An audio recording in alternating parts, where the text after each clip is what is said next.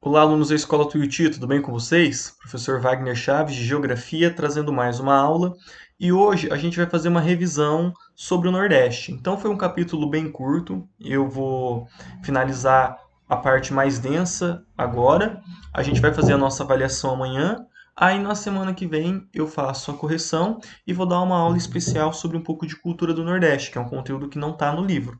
Tá? Mas de modo geral, nós vamos encerrar agora, então a avaliação vai até a aula de hoje. Beleza? Então pegue o seu caderno, pegue a sua apostila e me acompanhe em mais essa aula. Bom, pessoal, só lembrando, né? O estado, a região Nordeste, melhor dizendo, ela é formada pelos estados do Maranhão, Piauí, Ceará, Rio Grande do Norte, Paraíba, Pernambuco, Alagoas, Sergipe e Bahia. Esses são os estados que compõem a região Nordeste. Então, não se esqueçam, tá, gente? Eu sei que fica um pouquinho complicado lembrar esses estados aqui que são pequenos. E a gente, é Alagoas, é Sergipe, qual que vem antes, qual que vem depois. Mas depois de um tempo acaba ficando natural na cabeça de vocês, tá? Diferente das outras regiões que têm estados maiores, mais conhecidos, a quantidade são menores, no Nordeste a gente tem esse empecilho desses estados pequenininhos, tá? Mas se eles são separados, se eles são estados em particulares, é porque cada um tem a sua característica cultural e histórica. Beleza? Inclusive já tem pessoas me entregando as atividades, os trabalhos. Por favor, quem não entregou ainda, entregue. Beleza? Vamos lá.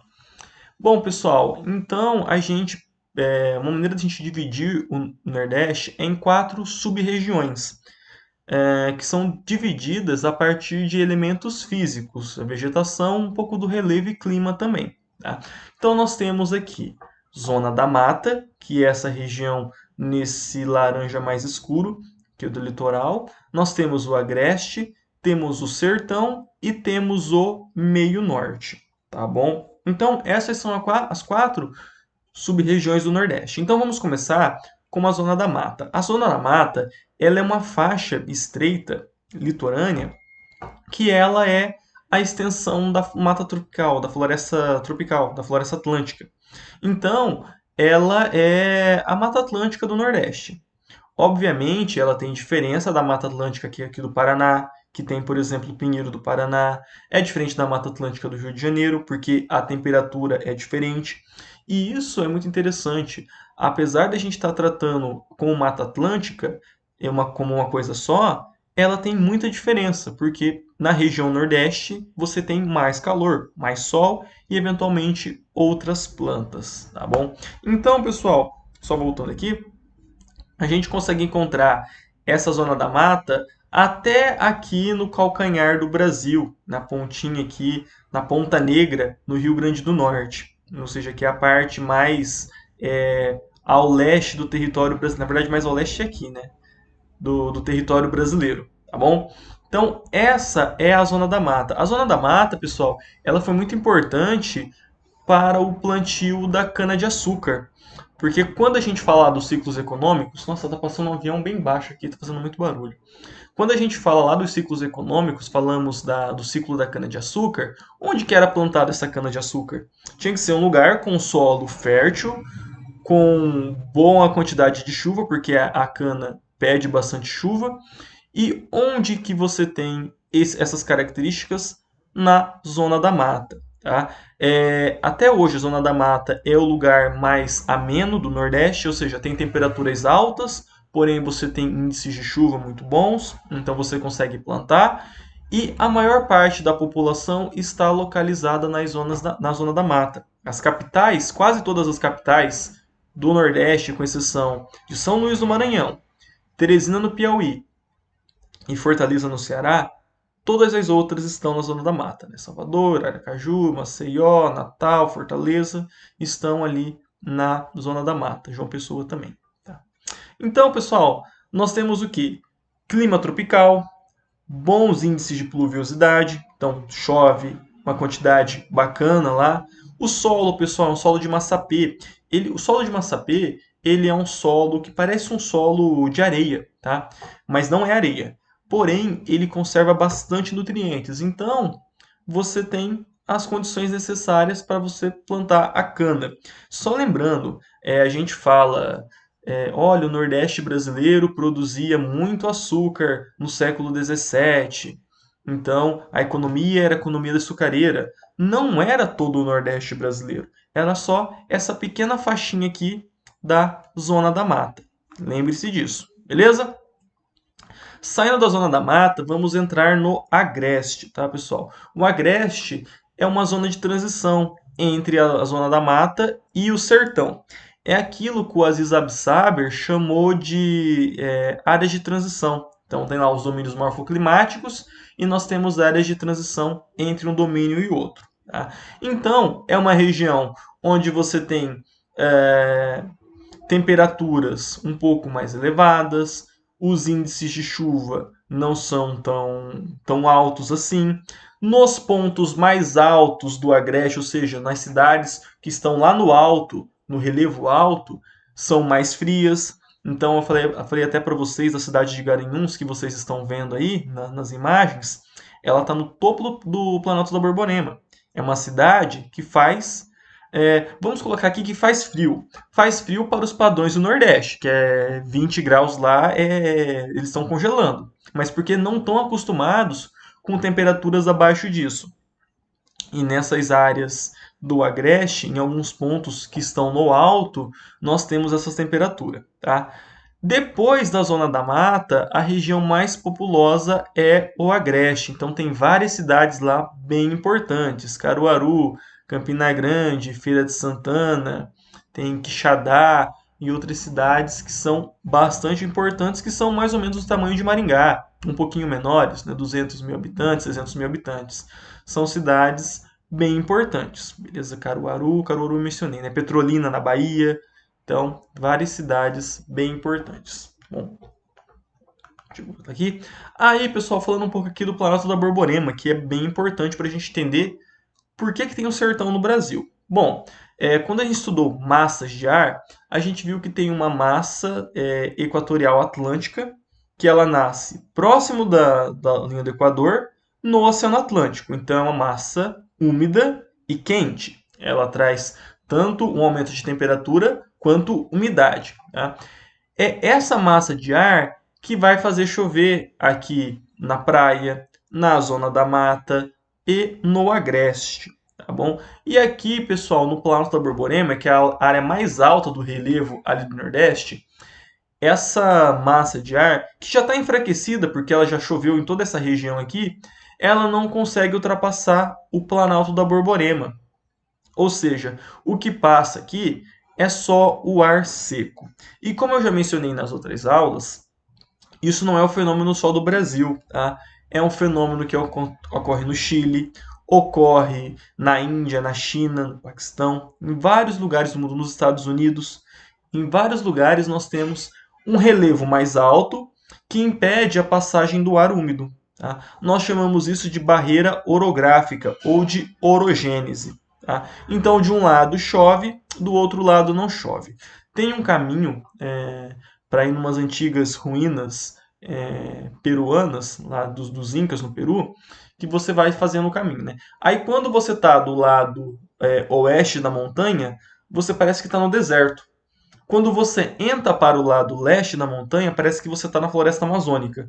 Porque realmente, de um lado chove, do outro lado não chove. É uma coisa linda assim. Você não consegue explicar, mas na verdade a explicação é bem fácil. De um lado chove, do outro lado não chove. Tá bom?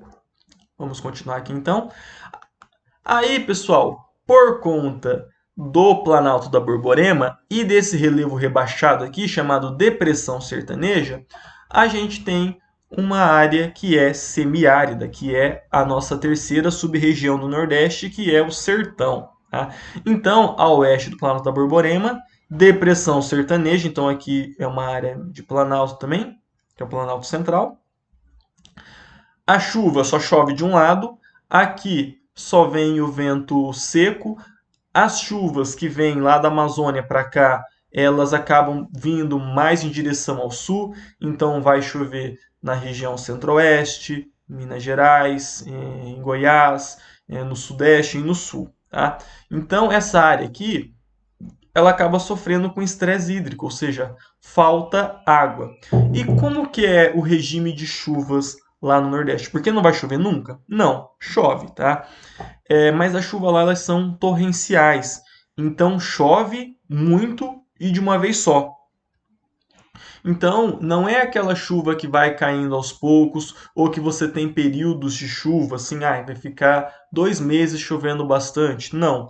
A chuva, apesar do volume ser alto, ela é muito rápida. Então, por conta do solo, que é um solo mais arenoso, essa água ela acaba não ficando no solo, ela já infiltra e vai lá para o lençol freático. Por isso que é muito comum no sertão as pessoas terem açudes, terem cisternas, né? Deixa eu mostrar aqui uma espécie de cisterna. É mais ou menos um poço d'água para você guardar essa água das chuvas no período de seca, tá bom? Então, pessoal, nesse slide aqui nós temos mais ou menos o que é a figura do sertão e do sertanejo. Então, vamos pegar essa imagem aqui e voltar em algumas, tá? Observe como que é a zona da mata.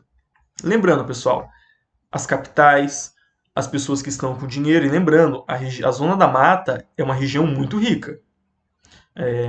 Ali, a praia de Recife é o metro quadrado mais caro do Brasil, junto com Copacabana. Então, não é qualquer pessoa que mora lá, não, tá? Então aí nós temos Zona da Mata, aqui temos o Agreste, então temos construção de alvenaria, prédios. Agora chegando aqui no Nordeste, no Sertão, a gente começa a ter essas casas de massapê ou casas de taipa, né? A figura do sertanejo, a necessidade de cisternas. Então percebam, pessoal, quando a gente fala, quando a gente pensa num sertão pobre, no Nordeste pobre, a gente está falando da região do sertão, tá? Não é todo o Nordeste que tem essa realidade, é uma área muito específica. Apesar de ser muito grande e ter uma população bastante significativa, não é em todo o Nordeste que isso acontece, beleza? Bom, dentro ainda dessa região do semiárido do Nordeste, lembrando, pessoal, aqui nós temos uma vegetação de caatinga, tá bom? Dentro do sertão, a gente tem uma área ainda que é conhecida como Polígono das Secas, tá? Que é a área mais árida do Brasil. E lembrando, não é apenas o Nordeste. Esse ponto aqui que vocês estão vendo no apontador é Minas Gerais, também está no Polígono das Secas. E aí nós temos áreas que é mais ou menos atingido pela seca. Os principais pontos são esses aqui no interior do Nordeste. Pega uma parte do Piauí, pega uma parte do Ceará, uma parte do Pernambuco e uma parte da Bahia. Essas áreas aqui, esses pontos azuis, são pontos de desertificação, ou seja, nós não temos desertos ainda, mas a tendência é que esses pontos aqui comecem a se tornar desertos, tá bom?